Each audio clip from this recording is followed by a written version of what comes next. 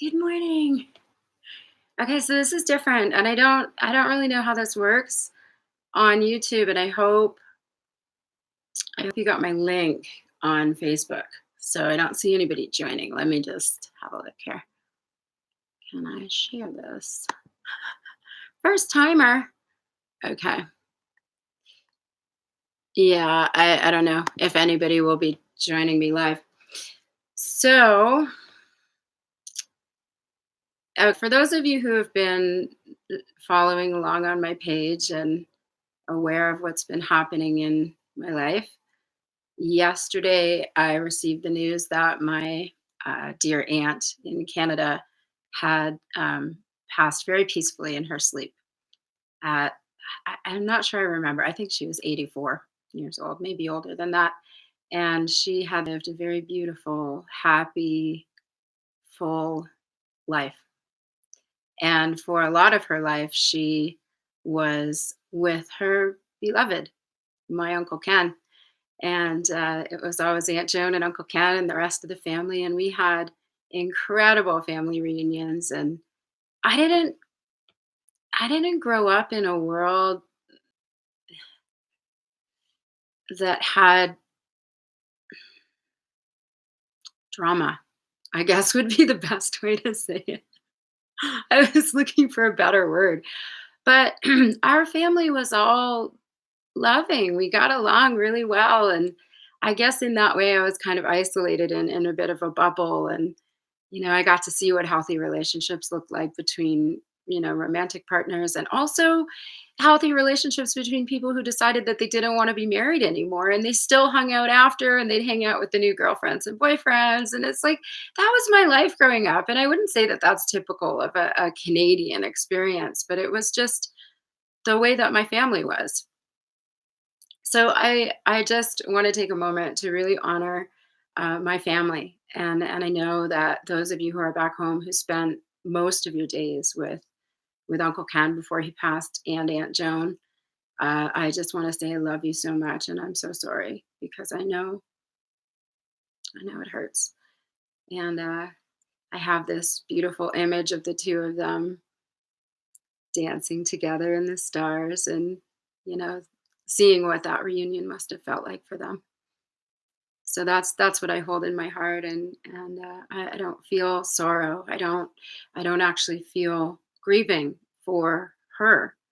I feel sadness for the people who are still here that now have to go through the process of feeling and honoring their own grieving process.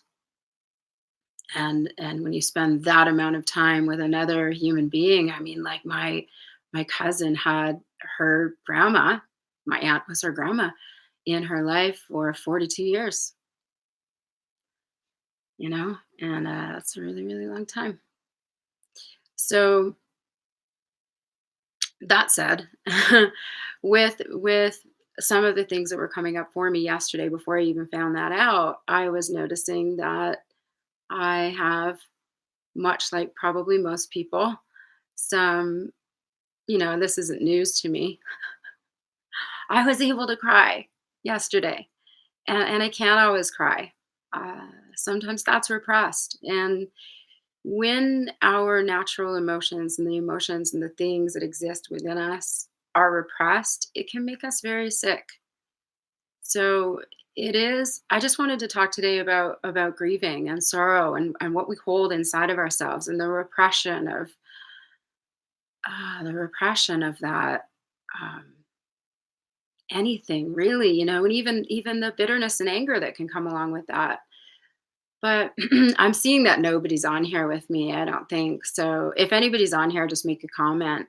But it's okay. I'll post it on my page and you guys can watch it later. So we're figuring out how to do this and actually be interactive. So I just like being able to interact with all of you in the morning because it starts my day out in a really beautiful way. And that ties into what I'm talking about with, feeling sorrow and grief.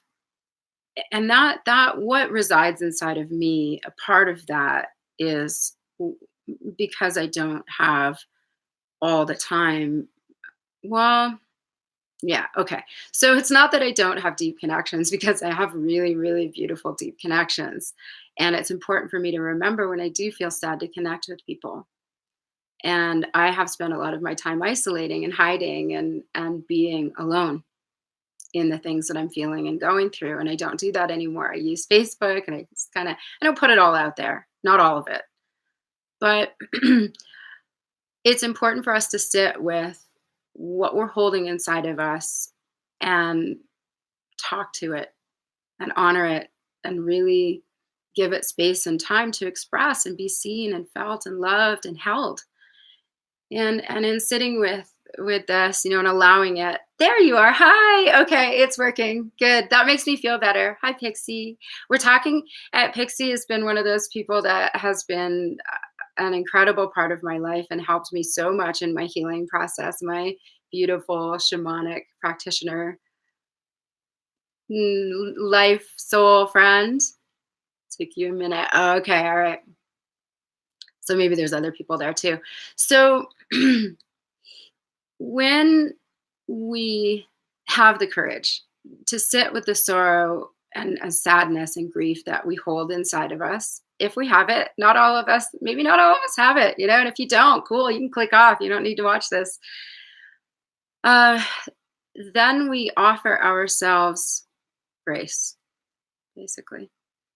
So for me, and sharing is really important. It's really helpful. I had an opportunity to speak yesterday to a beautiful friend of mine, Sheldon, who is probably trying to watch this too, and talk about, and also my friend Sky as well. And Pixie was busy making all of her magical potions yesterday, and I have purity in my hair today. I put that on to help with my processing. You can talk to Pixie about her products, her potions. They've been really helpful for me, especially helping actually it very specifically, Vitality was one of the blends that Pixie made that helped me with a huge, process that I was going through back in late 2016, and, I can't even really explain why it worked or how it worked, but Pixie can, and, it was pretty incredible. The when we find things that help us actually kind of shake loose the stuff that we're holding inside, that's really helpful. Okay, so there's so many different ways that we can do this. Yes, Pixie was in 14 hours of ceremony yesterday. Okay. Oh, she has purity on too. You have purity on, yay. Okay. Yeah, it felt like a purity kind of day. So what we're going to do today, because I need this and this is my daily alignment, is breathe into. First of all, we know we need to get grounded in. Let's ground into our bodies and let's all get into our hearts. Okay, so 3 long deep breaths and think of something really yummy.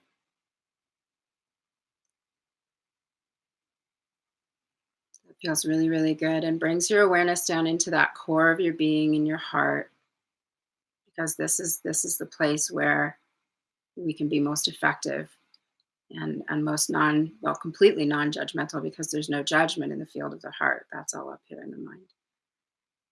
So when we're using the heart as the interpreter of the experience, we're in a state of 0 point, pure love.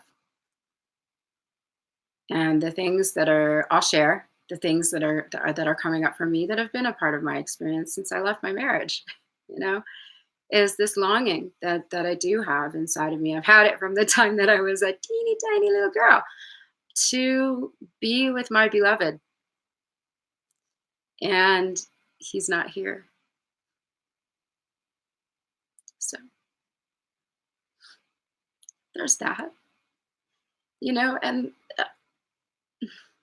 when we don't have a place to offer all of what we are, and I offer all of what I start over. I offer all of what I am all the time to many, many people, to the world, really. Ideally, it will be something that I will be able to touch the whole world with this love that I brought here to express, that is of all of us. But I don't have that person that's here with me every day that I can share that with and both give and receive. And I don't feel lonely, really.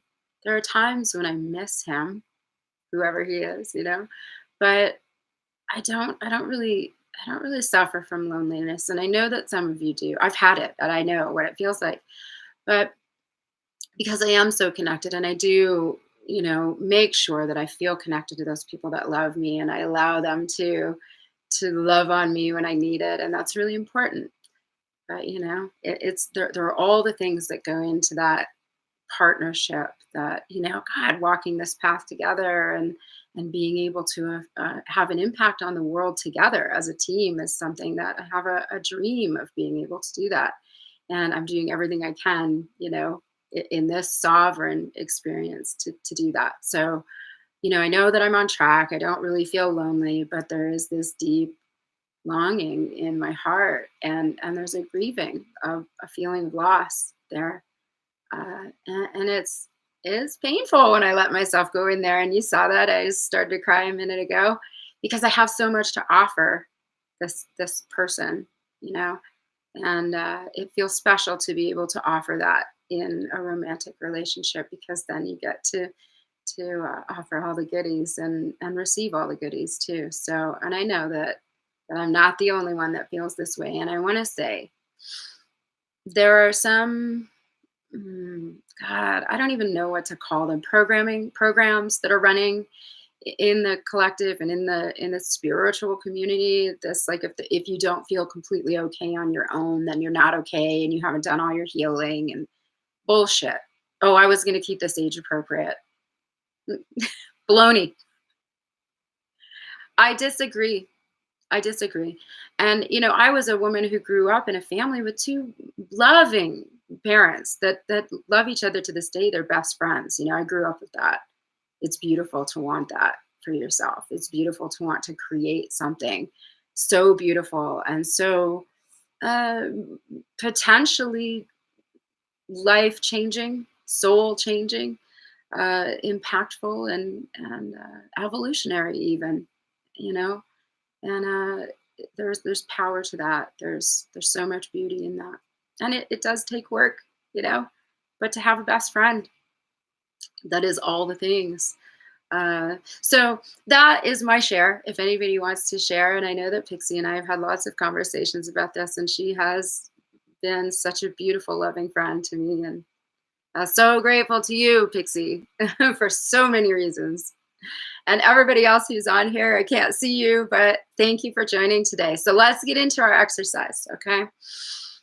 So what we're going to do is we're going to open up that dialogue with our body.